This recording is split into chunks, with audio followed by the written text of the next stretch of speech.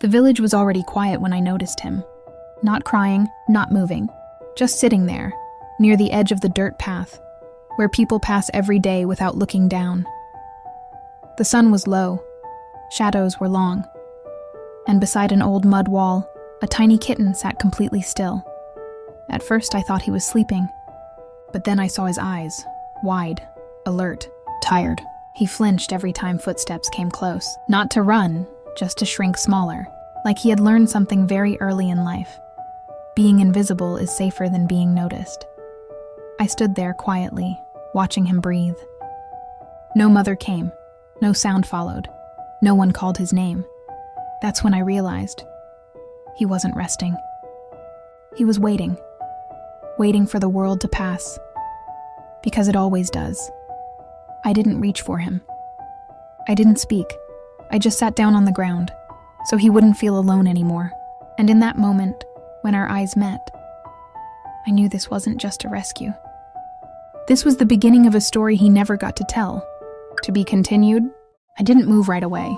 I sat down on the ground a few feet from him. No sudden movements. No reaching. Just breathing. So he could hear that I wasn't a threat. The kitten watched me closely. Every muscle in his tiny body was ready to run, but he didn't. I slowly placed something on the ground between us. My FourPawFriends soft blanket. Nothing fancy, just warmth, just softness. I slid it toward him gently, then leaned back. For a long moment, he didn't move. The night air was cold. The ground was hard. Finally, he stretched one paw forward, touched the blanket, pulled back. Then he did something I wasn't expecting. He stepped onto it. His body lowered, his shoulders dropped, and the shaking finally stopped. I could see it in his eyes. This wasn't just warmth. This was the first time in a long time that something felt kind. I didn't pick him up yet. I didn't rush. I just stayed there, watching him curl into the blanket like he had been waiting for this moment all night. And in that quiet space between us, trust was born. To be continued. When the sun disappeared, the village changed. Voices faded. Doors closed. The dirt path grew cold. The kitten didn't move. Night sounds surrounded him.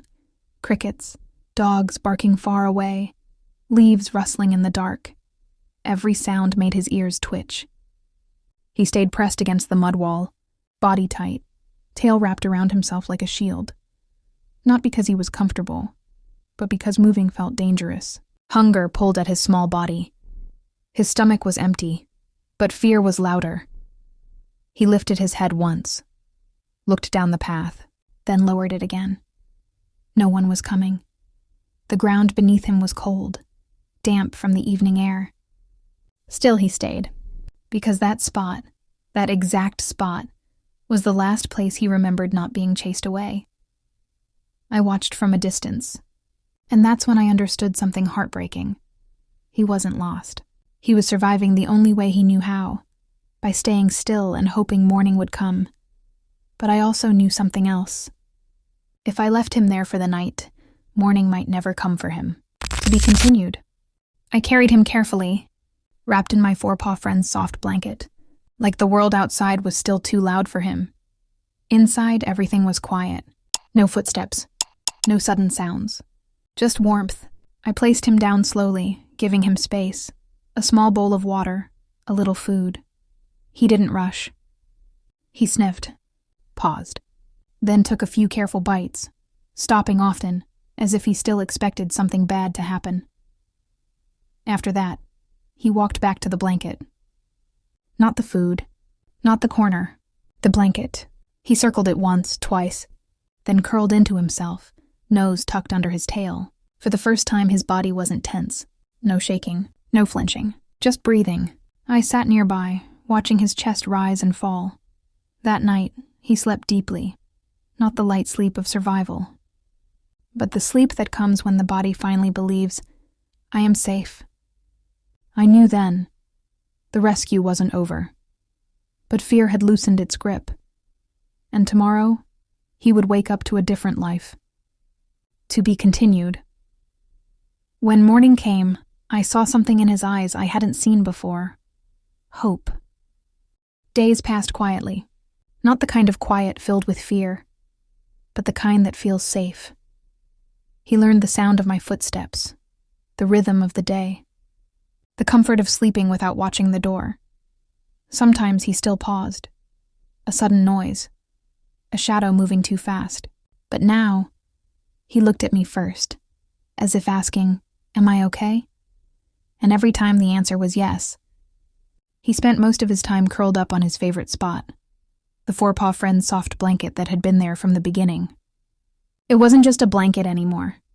It was memory, warmth, proof that the world can change. I don't know yet where his forever home will be, but I do know this.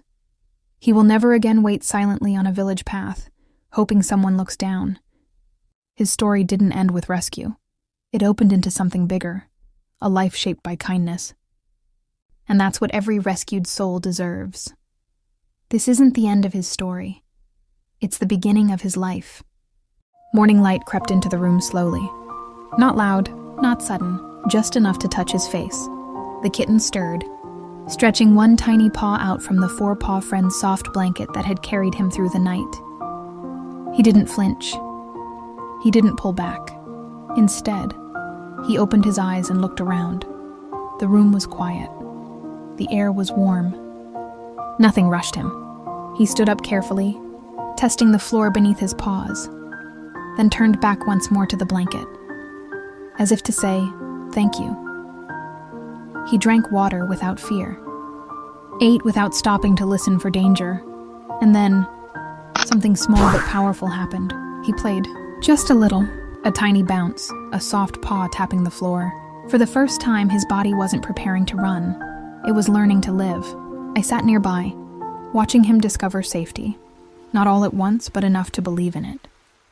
That village path where he once waited silently felt very far away now. This rescue wasn't just about saving a life. It was about reminding a fragile heart that kindness exists, and that sometimes, all it takes is warmth, patience, and someone who chooses to stay.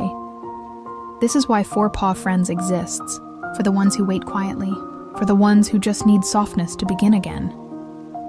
He didn't just survive. He finally belonged.